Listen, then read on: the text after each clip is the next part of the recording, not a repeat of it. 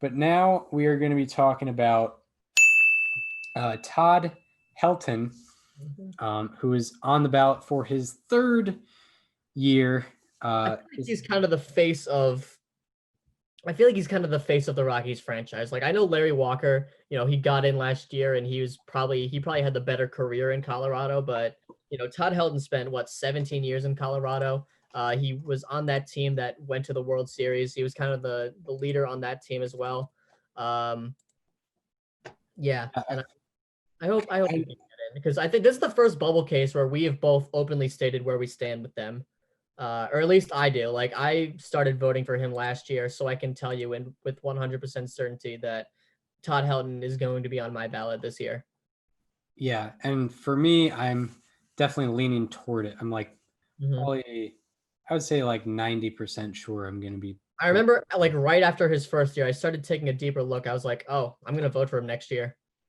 Yeah, yeah, it's interesting because yeah, when like, it's one of those things where you just hear the name and you're like, but then you look at the actual numbers and Yeah. it's like, oh, this guy was actually this guy had a dominant 5 year stretch.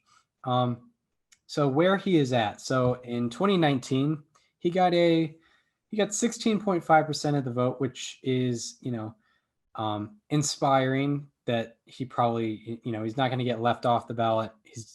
And if he never makes it, he'll probably max out on ballots, but he probably will make it at some point.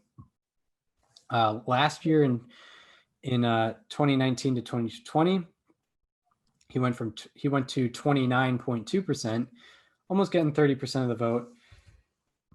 And at this point, he is of 26 public ballot or 26 ballots that are out there, 26 out of, like 400 ballots, but of the 26 ballots, he's on 57.7% of them. And he'll probably lie this year, it'll probably be what, like maybe 40 to 45% of the vote. Yeah, I mean that's a pretty big increase, but like, I mean, if there's not that many, easy slam dunk Hall of Famers, I think that guys like Todd Helton would benefit from that in the long term. But yeah, I mean, I think the goal for him would be like high 30s because I think that puts him on a good pace through 3 years. Yeah. I mean, if he made the exact, and I know there's probably a law of diminishing returns here, but if he made the exact jump that he did last year, which was 12.7%, he would be getting 41.9%. Yeah, okay. Yeah, you're probably right then. I mean, yeah, he'll probably get into the 40s, maybe even. I think like the like what the reach goal would be 50%. Yeah. Yeah. If yeah, 50-50, that would be very good for Helton. That would mean he probably gets in on his like fifth or sixth ballot. Mhm. Well, it depends on like who gets added because I mean, next year is probably going to be tough for guys like him because there's a lot of first years that may be getting a lot of attention, like Ortiz, Arod, maybe Teixeira, but probably not. Those are kind of the big three. I don't think anyone else. I mean, like what Justin Morneau, like is he going to be getting a lot of attention? Probably not. Yeah. Um, yeah, I mean, I think this is a big year for Todd Helton. It's an important one for him to gain a lot while he has the advantage of being on a rather underwhelming ballot. Um, yeah, I mean, I kind of just said it right there. I don't really think I have any other points to make. But yeah, Todd Helton, as we usually start, we look at the on the surface stats. Nothing, not a lot of comparison, just seeing where he's at. 61.8 61.8 baseball reference WAR. That is 5.1 below the average Hall of Fame first baseman. And his F WAR is 54.9. So a bit of a discrepancy there. So if you're more of an F WAR person, you might be a little more skeptical of his Hall of Fame case. And he slashed 316, 414, 539, 953 in his career. Now, it doesn't help his case that he did, a 953 OPS. Usually that's an automatic, slam dunk Hall of Fame.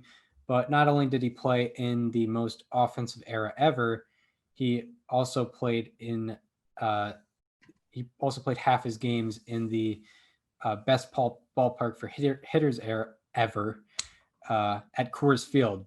He played at Coors Field. So he had a 133 OPS plus, which is still very good, and a 132 weighted runs created plus in 9,453 career plate appearances. So a very full career out of Todd Helton. And his peak WAR is very inspiring. According to Baseball Reference, 46.6 peak WAR, and that is above average for a Hall of Fame first baseman. And if you don't know, peak WAR is the 7 best seasons ranked by Baseball Reference WAR added together. Basically shows like how dominant they were in, a 7-year sort of span, even if it's not 7 consecutive years, but how dominant they were ultimately, not compiling.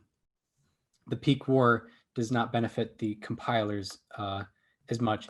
And he ended up with 2,519 hits, 1,335 walks, 369 home runs, and 592 doubles. And those 592 doubles are 19th all time in baseball history. And, like I said, it's hard not to account for non-park adjusted stats for Helton as he played his entire career for the Colorado Rockies. So I'm not really looking at guys with 2,500 plus hits and 1,300 plus walks combined. Like, it's hard to compare him to, all those guys with the same count statistics because he played in a very I mean, if we're looking at walks, like that's not necessarily. I mean, is Coors Field really affecting that too much? I guess not, but it could affect like the pitcher throwing the ball, like if anything. But I think that's kind of a reach. Like I think it's tougher to look at hits, home runs, doubles. But I guess like combination of hits and walks is hard. And also like a hitter might be less like in a situation where a home run could change the game. At Coors Field, a pitcher might want to throw to a guy less because there's a better chance of there being like an explosive hit. But it is a bit of a reach, but we're focusing more on park adjusted statistics because ultimately I think those park adjusted statistics still benefit absolutely Helton's case. And Helton's road OPS, if you're wondering. So at home, obviously he dominated, but on the road, he still had an 855 career OPS on the road, which is very, very respectable, especially considering like, when you're on the road, you're out of your element anyway. Well, I'm wondering if the SOPS plus was listed there. Probably. I'm gonna check it. And if you're a lot of guys' cases are made or break in the playoffs. Helton was kind of neutral in the playoffs, I guess bad, but in terms of win probability added, very neutral. He hit 211 with a 584 OPS and 66 plate appearances in the playoffs, and he had 0.01 win probability added. So didn't add or like take away anything from the team in the playoffs. They don't have SOPS plus, but they have TOPS plus, and I don't think it's the same because I don't see how an 855 road OPS would be an 80. Yeah, I don't. Yeah, that's. I also don't see how a 1048 at home would be a 119. Yeah, that doesn't make sense. So TOPS plus, OPS for split relative to players total. Oh, that's why because it's okay. It's adjusted to the players. Okay, cool. I get it. Yeah, okay, that's not very reliable. Yeah, it's supposed to be like 953 is the standard, and yeah, okay. Yeah, that makes sense. So, but ultimately, his road OPS is very respectable, 855. So, like, I don't know, but Bobby Abreu played in like the same era. Bobby Abreu had a career 870 OPS and a 128 OPS plus. So, like, if you could equate Helton's road OPS to OPS plus, it would probably be around like 125 or something like that. Yeah. Which is very respectable, especially on the road. So, and like, yeah. So now we get into comparisons, or actually, what do we take away from from the on the surface stuff? What do you see from, just the basic looks of it? Yeah, I mean, when we talked about Larry Walker last year, I think a lot of it was pointing at his road statistics and being like, hey, this guy was really good outside of Coors Field. But for Larry Walker, you had the benefit of being like, well, he also played in Montreal. He also played in St. Louis, guys where you don't have that, or places where you don't have that ballpark advantage. And he was still really good there too. Obviously, with Helton, he only played at Coors Field. He only played for the Rockies. So it's unfortunate that, that's something he can't exactly control and it's something that's used against him, but he did his job when he wasn't there too. Yeah, exactly. And like we referenced it like last year, like Larry Walker had a better road OPS than Derek Jeter had career OPS. So does Same thing, Helton. same exact thing with Todd Helton, and it's by a significant margin. I know that, we know that Derek Jeter, played longer and had, great defense, and was Mr. Clutch. Yeah. No, he Five totally, five championships. he totally But had a really high batting average in the playoffs with the runners in scoring position, right? oh, you know what?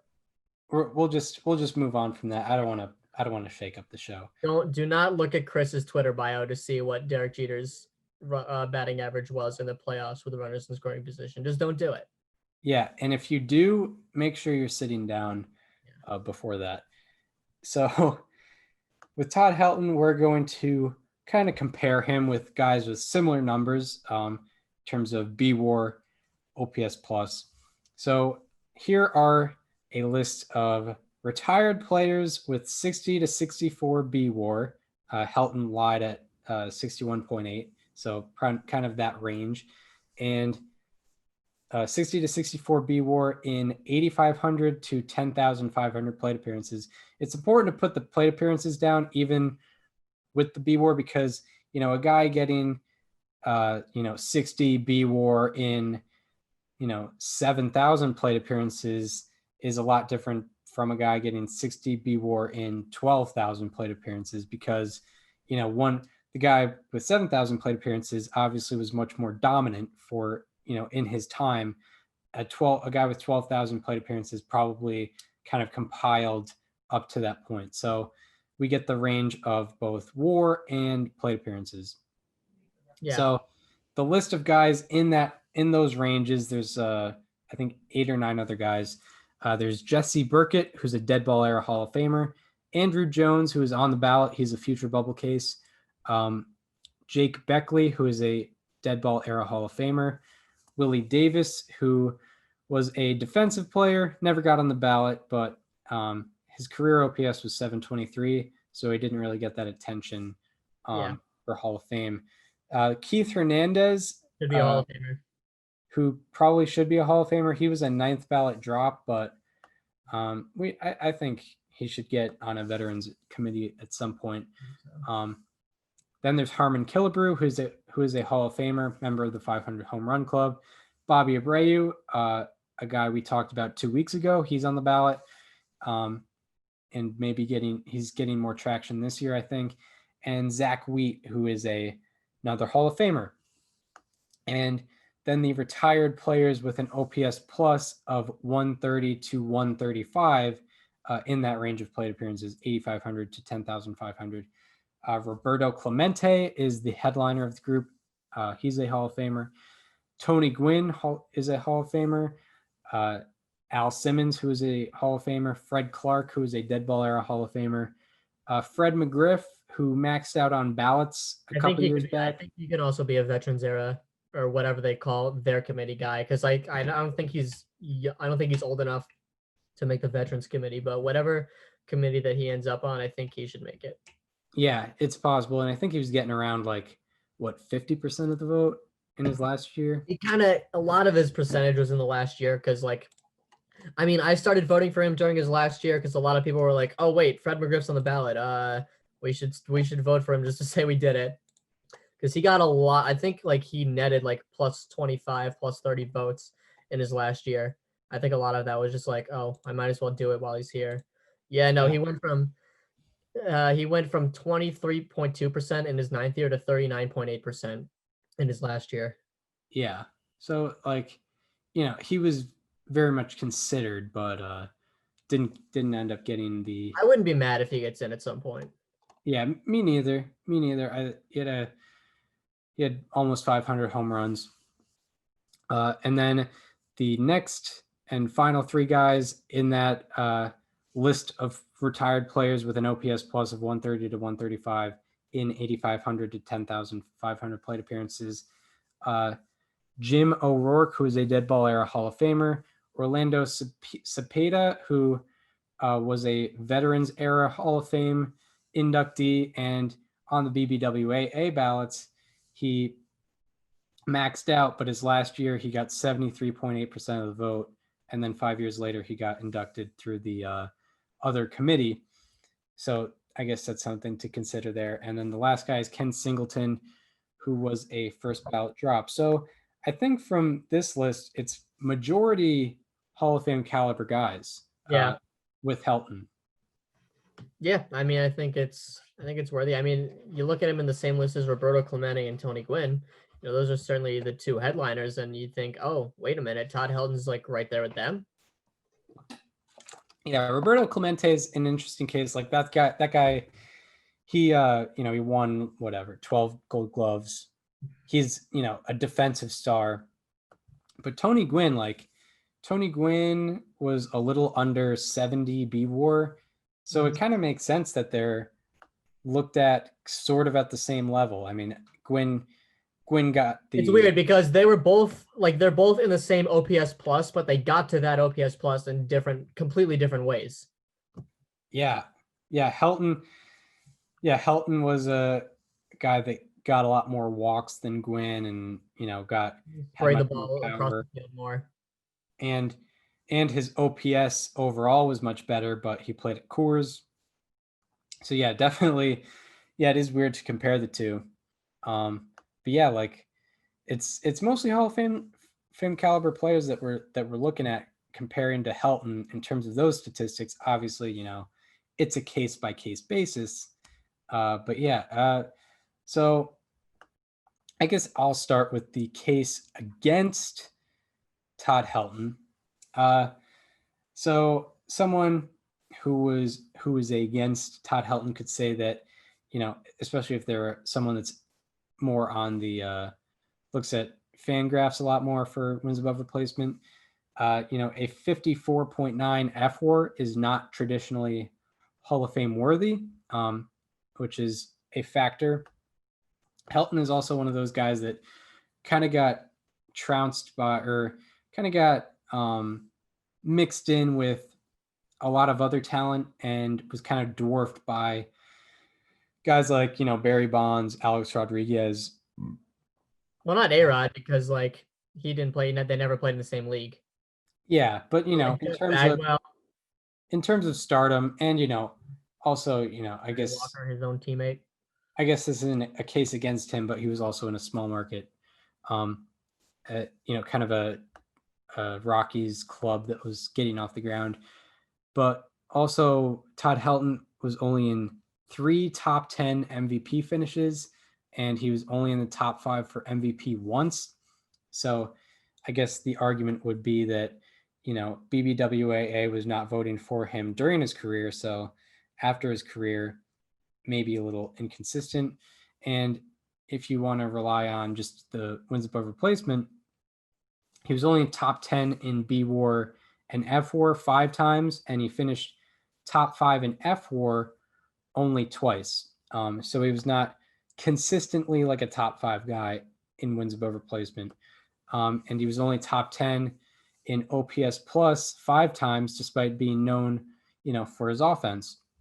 And despite playing at Coors Field, where you're expected to have more offense, didn't reach those count statistic standards of, he didn't even reach 2,600 hits or even 400 home runs.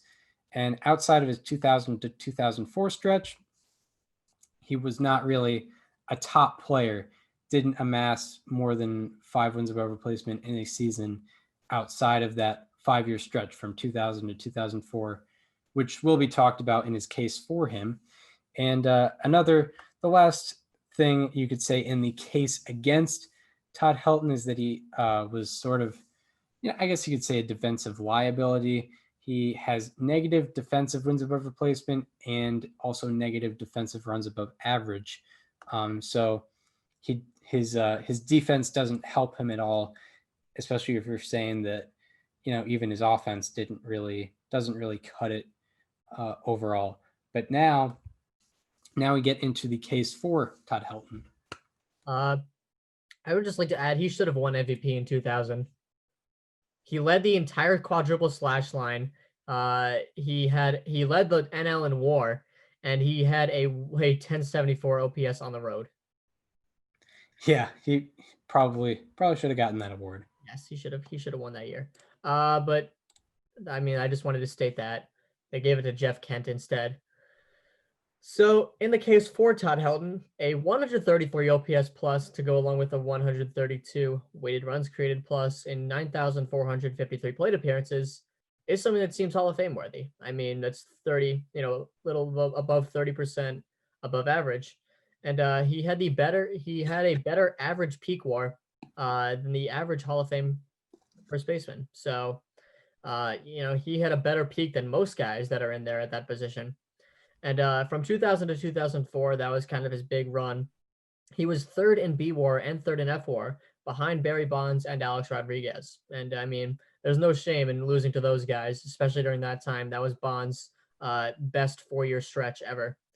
And there's an argument to be made that just from that peak, he did enough to earn his plaque. He had a 37.5 B WAR over just those 5 seasons, which is really impressive. And Todd Helton had 6 B WAR, or he had 5 seasons of 6 B WAR, and there are only 22 other retired players to do that.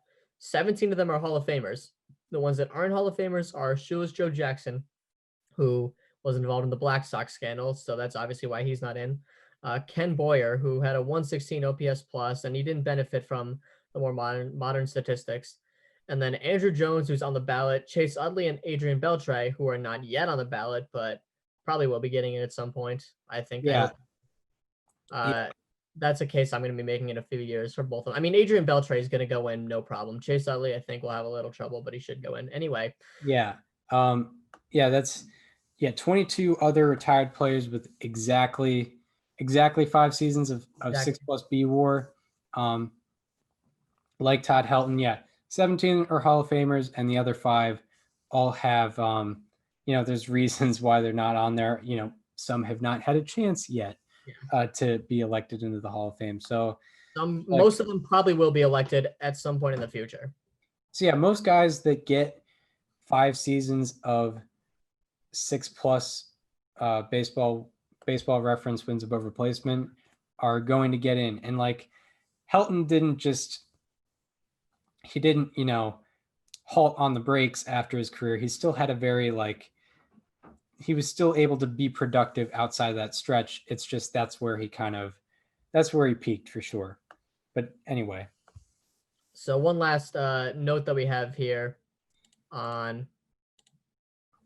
Hold on a second. Okay, yeah. But one other note we have here on Todd Helton. There are 10 other retired players with exactly 6 seasons of 625 plate appearances and an OPS plus of 140 or better. All of which are Hall of Famers, and except for one, but the one non-Hall of Famer accumulated 1,400 less plate appearances in his career than Helton did, and had a lower OPS plus career-wise. Who is that exactly, Chris? Do you remember? Jim Wynn. Oh. He played for the Astros. I like 60s, 70s. I want to say something like that. Yeah. I want to. Yeah, that's the one other guy, and he just didn't have as complete a career as Todd Helton did. 70s.